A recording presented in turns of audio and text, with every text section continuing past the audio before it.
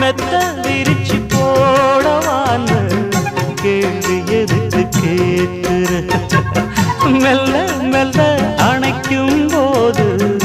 ஒதுங்கத்தானே பார்க்கிற அடிவாவாயந்தன் தேவி சொல்ல போரே ஒரு சேதி